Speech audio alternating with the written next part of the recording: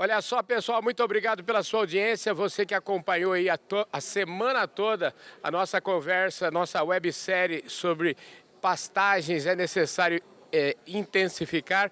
E a gente concluiu agora, está concluindo nesse domingo, e para concluir essa série, a gente precisava realmente trazer aqui um personagem do mais alto calibre, da mais alta prateleira, para a gente falar sobre o tema.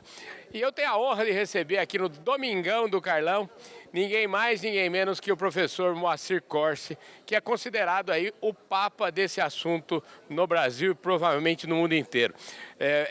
Professor Moacir, muito obrigado pela sua gentileza de concordar em gravar essa entrevista aqui conosco. Carlão, é um prazer estar com vocês, os espectadores que estão sempre procurando se inovar, melhorar essa produtividade com lucratividade e sustentabilidade. Agora nós estamos adicionando mais um qualificativo nessa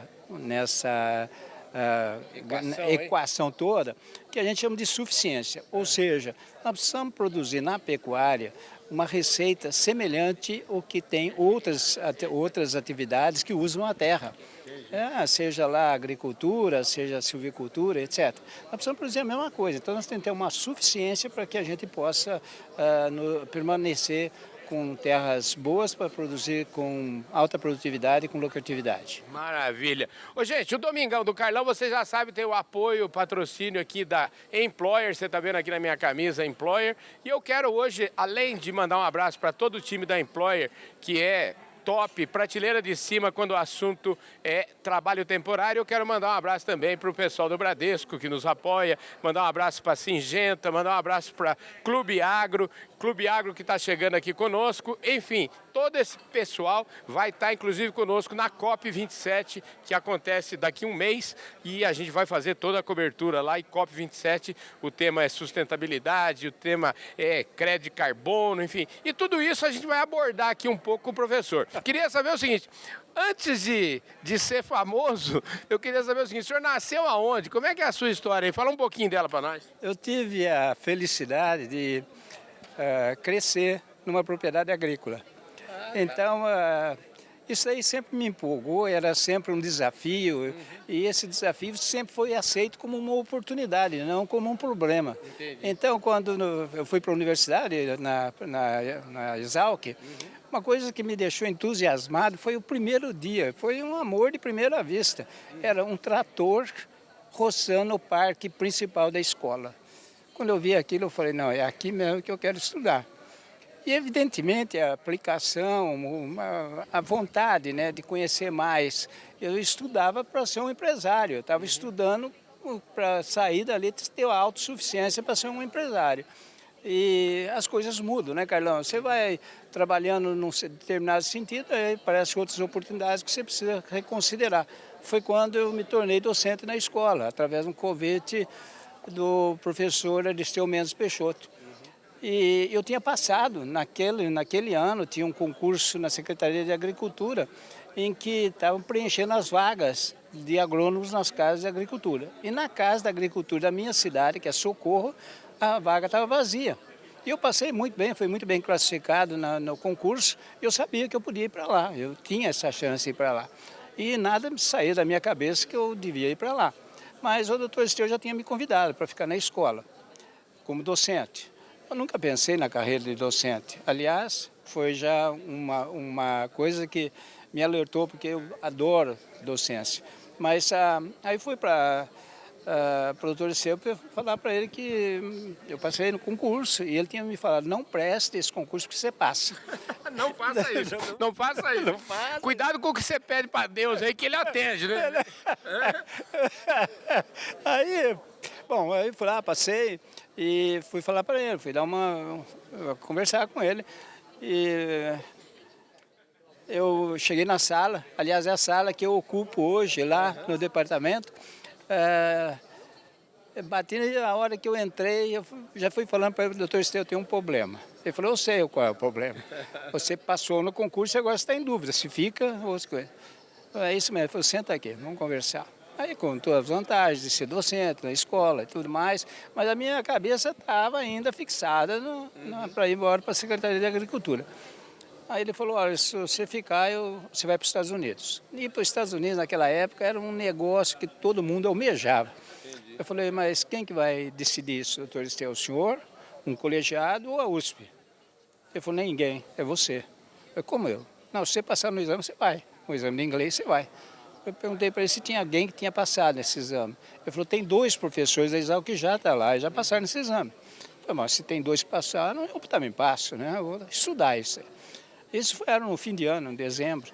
E quando foi em janeiro, eu já estava com o passaporte na mão.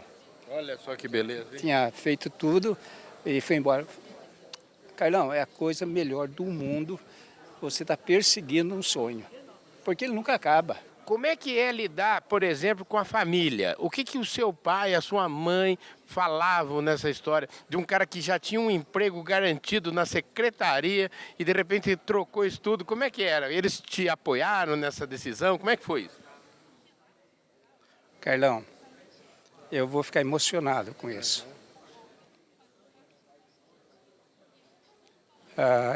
Eu fui para... Eles me apoiaram sempre. E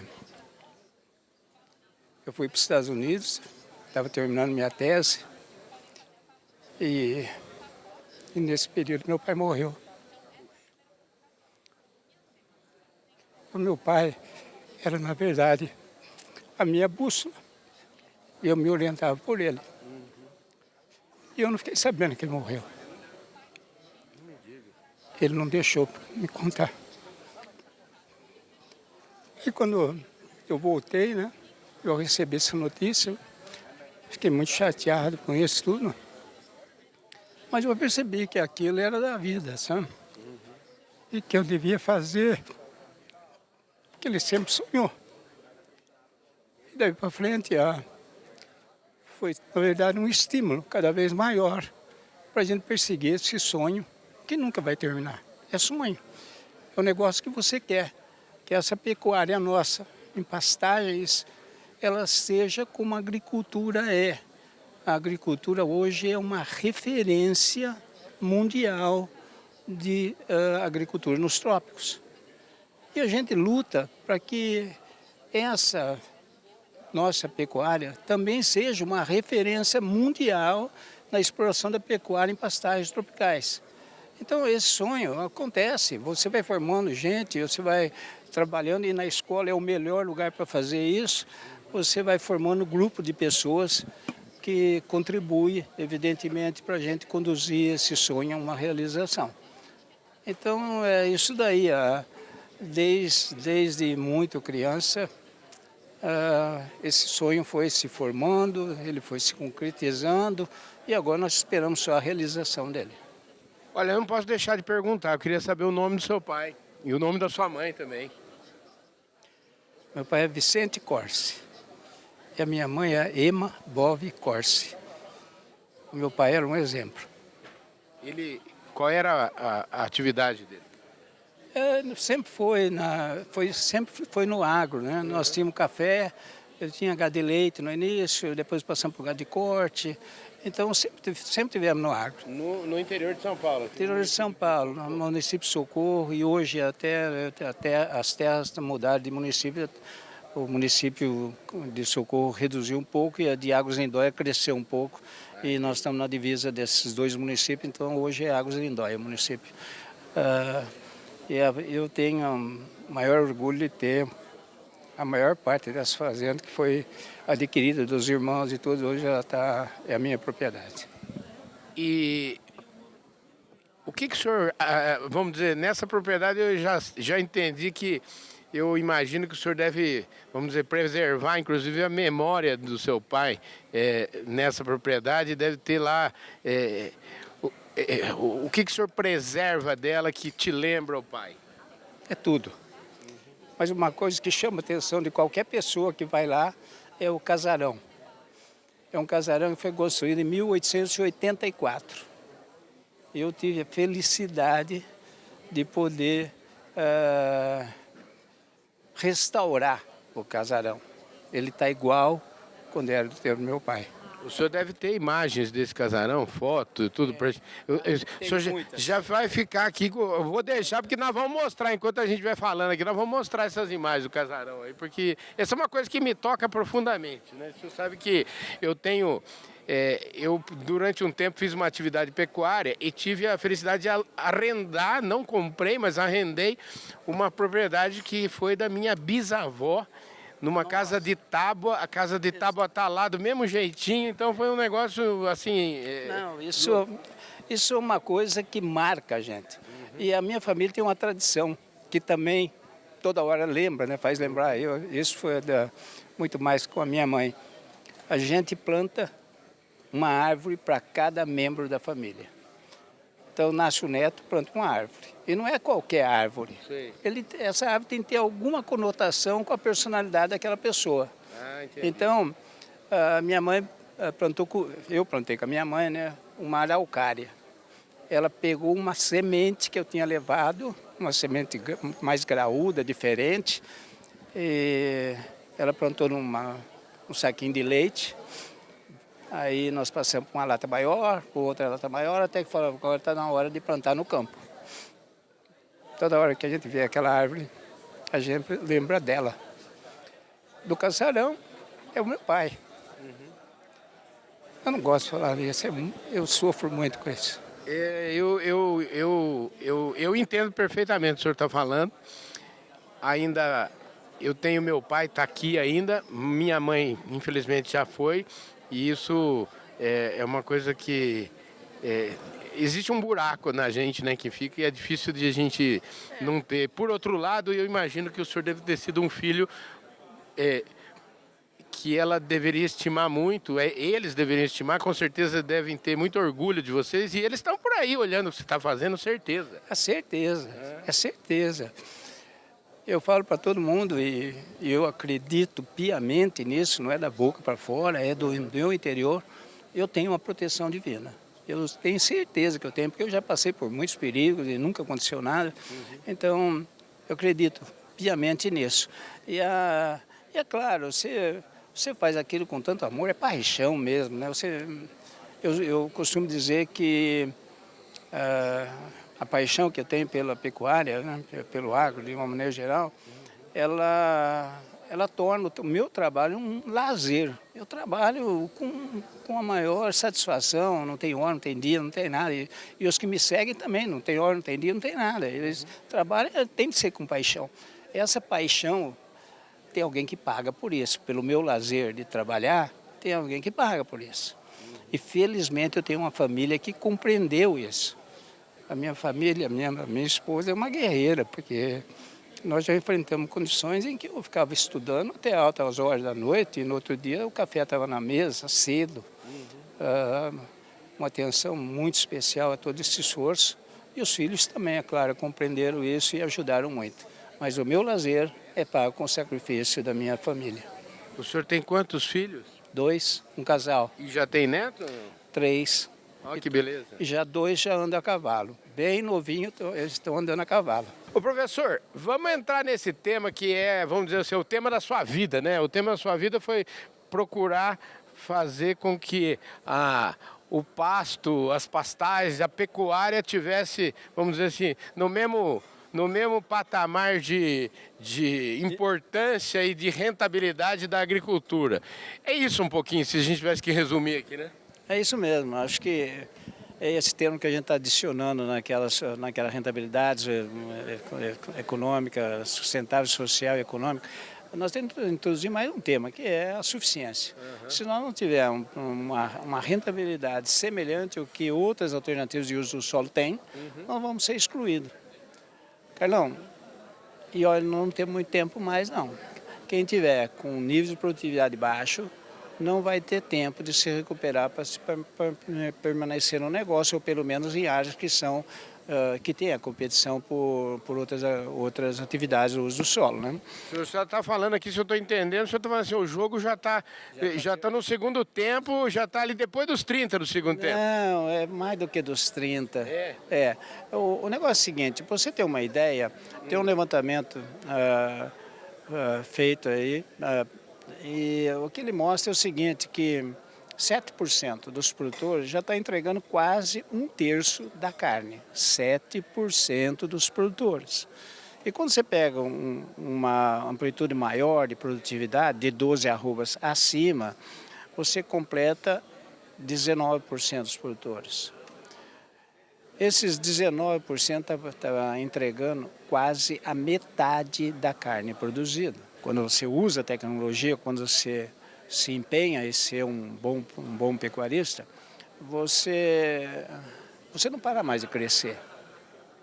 Então, essa boa notícia que poucos estão já produzindo 46%, praticamente 50%, esse dado foi levantado há 5 anos atrás. Hoje já está mais do que isso, claro. Entendi.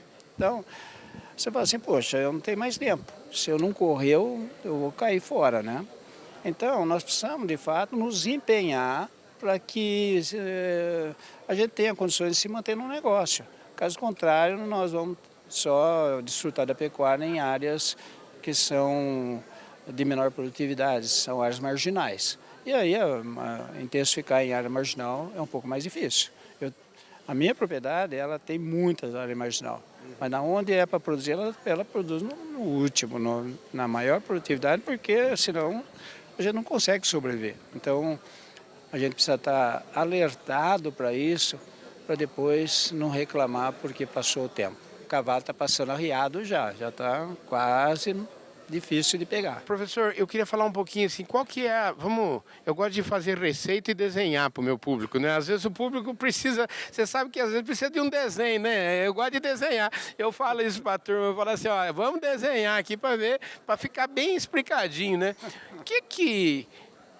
Por onde o cara começa hoje? Como é que o cara, o que ele tem que fazer? Você só estimula uma pessoa a aplicar a tecnologia se ela der resultado. Em outras palavras, você tem de ter resultados, você tem de anotar os seus resultados. Entendi. E nós não temos dado. O pecuarista não anota. Então você fala, pô, irmão, nós estamos numa época em que nós temos multiplataformas aí para coletar dados. Coleta muito dado. Quantos dados você quer coletar? Eu coleto um mundo de dados, porque hoje nós temos ferramenta para isso. Você fala, tudo bem, mas então está parecendo aqui que você está entrando em contradição. Se nós temos uma capacidade enorme de coletar dados, como que nós não temos dado? É que quando você coleta dado e esse dado não é transformado em informação que você usa na sua produção, você não coleta mais o dado, porque está ficando só trabalho nas suas costas e você não tem nenhum resultado. Então, você tem muitos dados sendo coletados, ou facilidade de coleta de dados, mas você não tem o uso daquele dado. O que falta? Falta a interpretação desses dados. E o pessoal faz análise de dados. O que é análise? Eu comparo com você, eu e você. Você é maior, eu sou menor, você está mais magro, eu estou mais gordo. Mas você não sabe, eu não sei que idade você tem, não sei quanto você comeu, como é que é o seu apetite, etc, etc. Eu estou comparando banana com maçã e não estou sabendo o que estava acontecendo. Isso é o que a gente chama de análise. Mas quando você começa por mais informações, eu tenho tal idade, eu tenho tal peso, a minha dieta é tal, eu começo a entender por que eu sou mais magro, mais gordo que você. Então eu começo a usar o dado em meu benefício, para eu atingir o objetivo que eu desejo. Então, nós não temos dado. Nós temos diversos projetos, nós temos muitas propriedades que é trabalhada com 6 pessoas. A nossa equipe são 6 pessoas. E as 6 pessoas que têm uma capacidade igual. Não tem um que é melhor que o outro lá, são muito bons. Bom, aí você fala assim, bom, e o que você faz, né, nesse trabalho? Nós percebemos que 63% de uma pessoa que entra num projeto e depois sai, você vai ver por que ele saiu, é porque ele não coletava dados. 63%, quase 70% para ficar melhor o número, né? 70% ele saiu porque ele não coleta dado. O cara que coleta dado não sai, ao contrário, ele toda hora está pedindo, eu quero mais, me dá mais, eu sou capaz. Bom, então, enquanto não tiver uma coleta de dados e transformar esse dado numa coisa aplicável no sistema de produção, você não usa esse dado e você acaba desanimando e não coleta dado. E quando você não coleta dado, é muito fácil você desistir de um sistema intensificado. Quer dizer, o senhor está falando, o senhor está colocando uma coisa, vamos dizer, um ingrediente de, vamos dizer assim, é quase um tiro de bazuca aqui no setor, eu diria, como um todo. Quer dizer, o senhor está falando com todas as letras, talvez como nunca a gente falou. A gente fala assim, alguém vai sair da atividade, a gente vai sair. Não, o senhor está dizendo que já está, vamos dizer, o estrago está feito já, né? Eu acho que tem uma grande oportunidade de recuperação. E a gente vai perceber que essa recuperação é muito rápida. Carlão, nós temos um dado que nós estamos muito preocupados com o negócio de introduzir tecnologia, e a tecnologia é rápida, você vai desenvolvendo rápido, porque a hora que a pessoa descobre que ele é capaz, você não segura mais, aí você precisa segurar. E a gente sempre fala, eu prefiro segurar um louco do que empurrar um morto, né? Então, você está sempre segurando, cara. Mas o que acontece nessa história toda, né? É muito rápido. Nós temos nós avaliamos um treinamento, isso foi na Pecuária Verde, um dos projetos chama Pecuária Verde, no norte do país, em que a diferença entre o melhor produtor e o pior produtor em alguns índices zootécnicos, ela chegava a 300%. De 200 para cima é comum em cada índice zootécnico. Estou comparando taxa de flotação, estou comparando ganho de peso, 200, 300%. Um ano depois de treinar o cara, a diferença era 20% entre o melhor e o pior. Ou seja, é rápido, né? É muito rápido. Então tem tempo para fazer as coisas. Bom, aí, o que acontece nisso? Você fala, pô, é uma beleza essa transformação, né, da pessoa, do indivíduo que está trabalhando, o indivíduo entende o que ele está fazendo, ele é empenhado naquilo, é uma beleza. Não, a coisa melhor do mundo é que antes, essas pessoas que produziam mal, ela tinha um guru da pecuária, o fulano de tal é o bom, a fazenda de tal é muito melhor, ele tinha um guru. Depois que ele entende que ele é capaz e que ele tem a mesma habilidade daquelas pessoas, porque diminuiu para 20% só a diferença, ele perdeu o guru, não tem mais guru. Ele passa a ser o guru dele mesmo. Ele passa a ser o guru. E quem é o guru dele? A informação. Você tem que dar informação constantemente para essa pessoa, porque ela não se sacia mais. E ela toda hora está te desafiando. Entendeu? Ela traz problema, toda hora traz um problema. E problema para nós é desafio. Nós não queremos isso um problema. É a oportunidade de nós crescermos. A oportunidade aparece no desafio. Esse problema é o alimento do sonho, né? Não é não? Ele é o alimento do sonho. Tem que ter sonho, ele sustenta, né? Tem que ter o sonho. Eu tenho uma placa na minha propriedade que é mais ou menos isso. É mais ou menos isso. Eu copiei essa placa, aliás, do tamanho e a letra, tudo, de uma fazenda que eu tenho a satisfação da assessoria nela. É mais ou menos assim. Quando caminhar por esse solo, pise suavemente, porque você está pisando no meu sonho. Então é sempre um sonho. É sempre um sonho.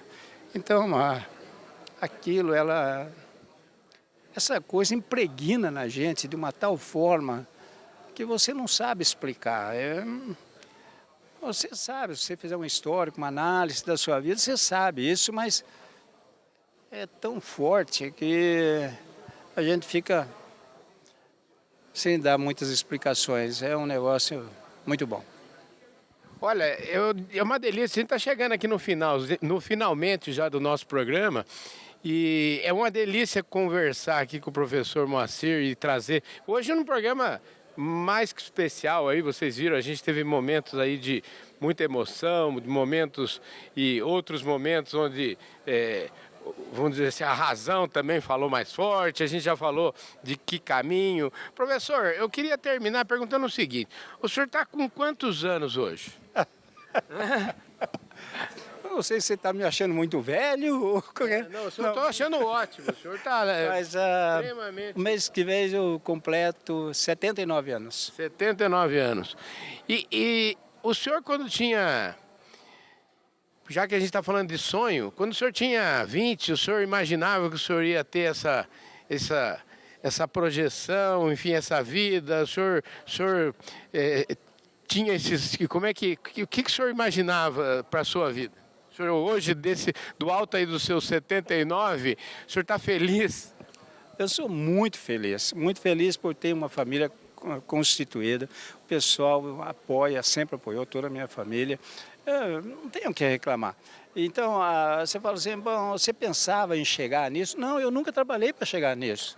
É uma coisa que aconteceu naturalmente, é o esforço, são muitas pessoas que ajudaram a construir isso.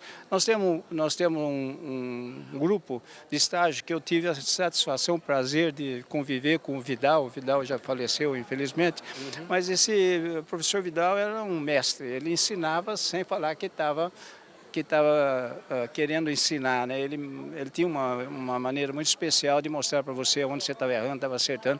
Eu convivi muito tempo com ele. E foi interessante que, com o Vidal, a gente chegou ao ponto de criar um grupo de estágio que se chama CPZ. CPZ é Centro de Prática Zootécnica, no Departamento de Zootecnia. Então, o CPZ ele foi o grupo inicial do trabalho. Assim que nós entramos, entrei como docente na escola, eu já comecei a trabalhar nesse grupo, formar esse grupo junto com o professor Vidal. E até hoje são 45 anos, nós completamos 45 anos recentemente, e nunca esse estágio foi de uma maneira qualquer interrompida, sempre houve esse estágio. É um dos estágios mais antigos em escola de agronomia. E depois de um certo tempo, quando nós fizemos um projeto temático, que foi financiado pela FAPESP, o grupo que trabalhou nesse projeto temático, ele já pertencia ao CPZ, eles acharam melhor criar um outro grupo de estágio. E esse grupo de estágio chama CAPIM. CAPIM são abreviaturas de caracterização e avaliação de pastagens intensificadas. Intensificada e seu manejo, caracterização e avaliação de pastagens intensificadas e seu manejo. Bom, e esse grupo é um grupo que estava fazendo mestrado, doutorado nesse projeto temático. E hoje esse estágio ele já completa mais de 20 anos e é interessante essa história, porque qual é a diferença entre o CAPIM e o CPZ, né? A metodologia mesmo trabalho bem puxado para a pessoa entender de fato o que é um sistema de produção. Mas esse grupo ele tem uma característica, ele trabalha no campo, ele avalia a pastagem, ele trabalha com o animal no campo, ele toma conta de uma fazenda, ele é autossuficiente monetariamente, eles trabalham para garantir a sua suficiência, então é como se fosse uma fazenda de um particular, mas eles estudam, eles interpretam dados. É essa coisa que é a grande diferença entre um e outro. Mas, evidentemente, os dois são muito bem sucedidos, tanto um como o outro. Maravilha. Tudo isso tem tudo a ver aqui com a nossa semana Pastagens Intensificar é Preciso. Professor, muito obrigado pela sua presença aqui nesse Domingão do Carlão. Foi espetacular aqui, a gente podia ficar o dia inteiro conversando. Eu tenho certeza que vocês aí curtiram demais essa prosa e eu me considero sempre um privilegiado e falo sempre isso e repito hoje, Deus sempre me ajuda, viu, professor? Sempre coloca pessoas boas no meu caminho para a gente ter uma conversa como essa que a gente teve aqui. Muito obrigado, viu? É porque você é dessa classe de pessoas boas, por isso que você atrai essas pessoas. Felizmente eu estou me considerando uma pessoa boa, então. Maravilha, o senhor é ótimo. Obrigado, viu? Um beijo aqui, professor. Obrigado, gente. Esse foi mais um Domingão do Carlão. Eu conversei aqui com o professor Moacir Corsi e aí a gente vai fechando essa nossa websérie aqui de pastagens. Intensificar é preciso. Muito obrigado pela sua audiência, um forte abraço e acompanhe a gente aí em todos os nossos programas durante toda a semana. Valeu, fui!